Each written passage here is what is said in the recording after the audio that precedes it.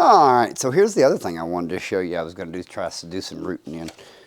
This is even though it's clear, it's a bottom water tray. And this is what I found that was really neat about these. So, you know, you put your cutting in there. You can even cut your cuttings down. You know, like do 2-node cuttings. Easy enough. And then when you're done, you just pop them out. So I'm gonna fill this thing full of dirt and we'll put some cuttings in it and see what it looks like. Okay, so we got our cuttings all dipped in purple. We're gonna wax them here in a minute. It's melting. And I got this all filled with my Pro Mix with the larvicide in it. Very important. Now, something I don't like about this unit is that the fungus gnats can come in here with this being open like this. So I'm going to try a solution here, and you're going to watch me try it here. So this is what I wrap cuttings in. We're just going to do it like this. And then just cut it off.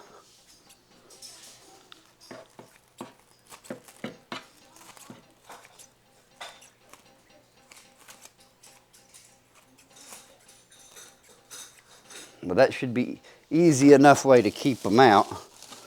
Then wrap it around it like that. And just for insurance purposes, we're going to get us some of this blue tape that I like so well and wrap around it here. That'll help keep the fungus gnats out.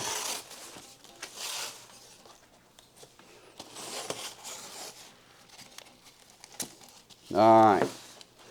Now, I'm just going to I'm going to take this little paintbrush and I'll just stick a little hole in it after we get these dipped in wax.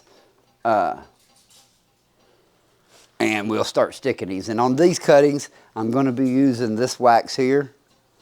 We're just, you know, we're trying some different things. So I always like to experiment. I'm always trying stuff. So, but we are going to dip these and stick them. We'll be right back.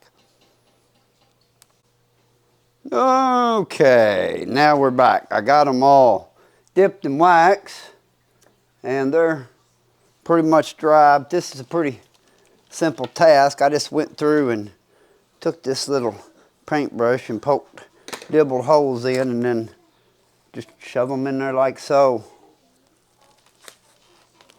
Pretty simple little outfit. It's easy to do, easy to use.